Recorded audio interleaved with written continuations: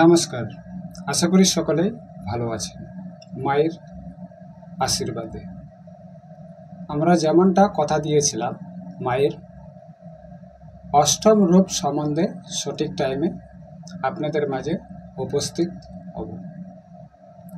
সকলেই জয় মা দুর্গা অবশ্যই বলবেন। শুভ মহাষ্টমীর প্রীতি শুভেচ্ছা ও অভিনন্দন রইল সবাইকে। নবদুর্গার অষ্টম রূপ হচ্ছে মাতা মহাগৌরী। শ্বেতে বৃষে সমারূঢ়া শ্বেতাম্বরধরা শুচি মহাগৌরী শুভং দদান মহাদেব প্রমো দোদা। সবার কাছে আমরা অনুরোধ চেয়ে নেব, আমাদের কথা বা উচ্চারণে যদি ভুল ত্রুটি হয়ে থাকে তাহলে ছোট ভাই বা সন্তান হিসেবে ক্ষমা দৃষ্টিতে দেখবেন। কারণ আমরা মায়ের সম্বন্ধে যা ব্যাখ্যা তুলে ধরছি সেটি হচ্ছে আমাদের পৌরাণিক গ্রন্থ থেকে। মাতা দুর্গার অষ্টম শক্তি হলেন মহাগৌরী। এর গাত্র বর্ণ সম্পূর্ণ গৌর। সেই গৌর বর্ণ তুলনা করা হয় শঙ্খ, চন্দ্র এবং কন্দ ফুলের সঙ্গে।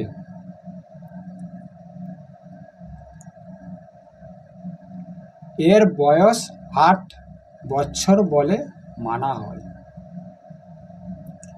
অষ্টবর্ষা ভবেদ গৌরী। এর বস্ত্র এবং অলঙ্কার ও শ্বেতবর্ণের।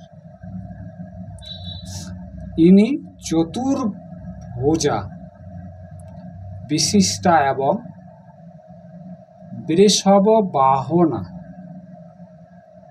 এর ডান দিকের ওপরের হস্তে অভয় মুদ্রা এবং নিম্নের হস্তে ত্রিশূল থাকে।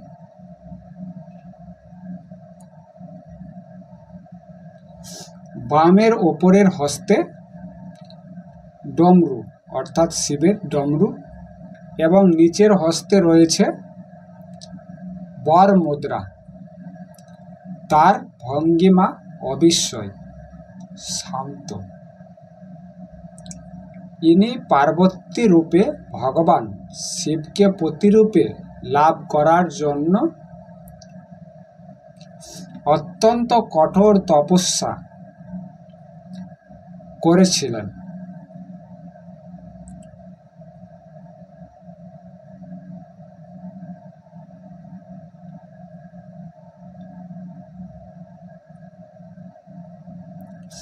ইনি প্রতিজ্ঞা করেছিলেন যে প্রিয়ে হংং বরং শম্ভুং নান্য দেবং মহেশ্বরাৎ। নারদ পঞ্চ রাত্র গোস্বামী তুলসীদাস ও বলেছেন যে ইনি শিবকে বরণের জন্য কঠোর সংকল্প করেছিলেন। তুলসীদাস অর্থাৎ যিনি রামায়ণ রচয়িতা। আমরা যেমন বাল্মীকি সম্বন্ধে জেনেছি, তেমন যখন আমরা রামায়ণ সম্বন্ধে আলোচনা করব আমরা তখন বাল্মীকি রামায়ণ ও তুলসীদাস সম্পর্কে আমরা জানতে পারব। রামায়ণ সম্বন্ধে অর্থাৎ প্রভুর আলোচ্য বিষয়, প্রভুর সম্বন্ধে জানতে রামায়ণ সম্বন্ধে যদি জানার আগ্রহীরা আমাদের দর্শক হয়ে থাকেন, তাহলে আমাদের কিছুদিনের মধ্যে আমরা রামায়ণ কাহিনীকে পরিচালিত করব। যদি জানার আগ্রহ থাকে তাহলে অবশ্যই আপনি যদি আমাদের চ্যানেলে নতুন দর্শক হয়ে থাকেন তাহলে অবশ্যই সাবস্ক্রাইব দিয়ে আমাদের চ্যানেলে সদস্য হয়ে যাবেন, কারণ যাতে আমাদের ভিডিওগুলো আপনাদের কাছে পৌঁছায়। তাহলে এবার আমরা মায়ের সম্বন্ধে জানার চেষ্টা করছি।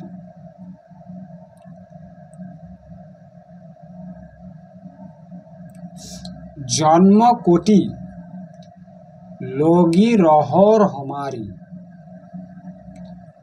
बारो शंभु नतो रौ कुमारी।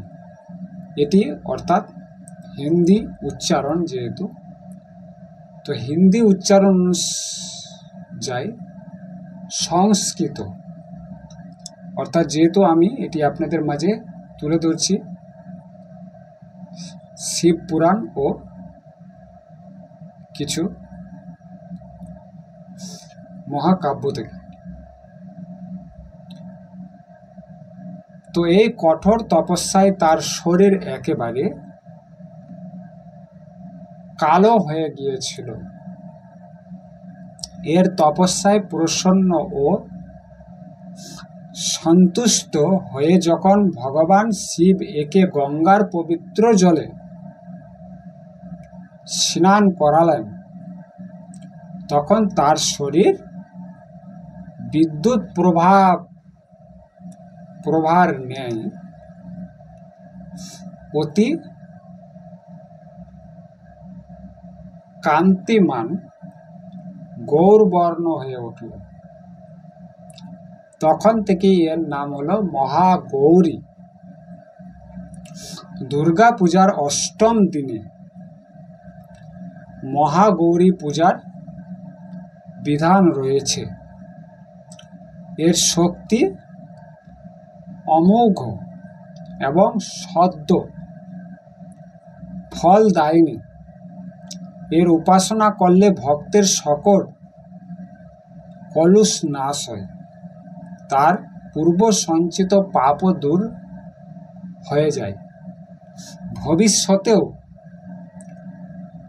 পাপ, সপ্তাপ, দৈন্য, দুঃখ কখনো তার কাছে আসে না। সে সর্বপ্রকার পবিত্র ও অক্ষয় পুণ্যের অধিকারী হয়। মাতা মহাগৌরীর ধ্যান, স্মরণ, পূজা, আরাধনা ভক্তের পক্ষে সর্ববিধ কল্যাণ প্রদ হয়। আমাদের সর্বদা এর স্মরণে থাকা উচিত। এর কৃপায় আলোকিত সিদ্ধি লাভ হয়। মনকে অন্যভাবে একনিষ্ঠ করে, তাই মানুষের সর্বদা এর পাদপদের ধ্যান করা উচিত। তিনি ভক্তজনের কষ্ট অবশ্যই দূর করেন। এর উপাসনার দ্বারা আত্মবৃত্তির অসম্ভব কাজও সম্ভব হয়ে যায়। সুতরাং এর চরণে শরণ পেতে আমাদের সর্বতোভাবে চেষ্টা করা উচিত। পুরাণে এর মহিমার প্রচুর আখ্যান পাওয়া যায়।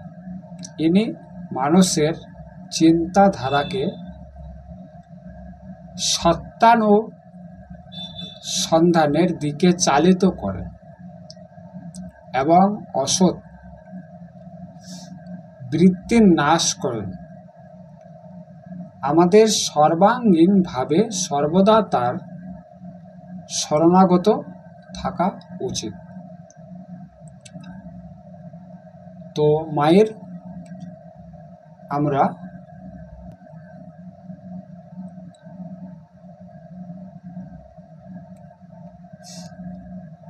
নবম রূপ সম্বন্ধে আমরা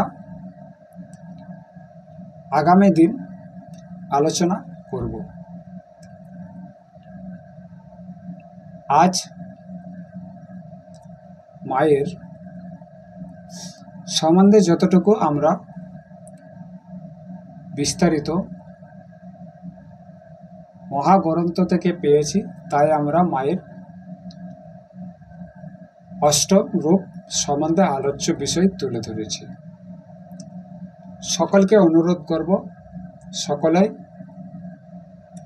মনকে শান্তি দিয়ে উপাসনা করে মাকে বরণ করবেন এবং মায়ের চরণে অর্থাৎ পুষ্পাঞ্জলি দেবেন। সকলেই ভালো থাকবেন, সুস্থ থাকবেন। দেখা হবে আগামীকাল।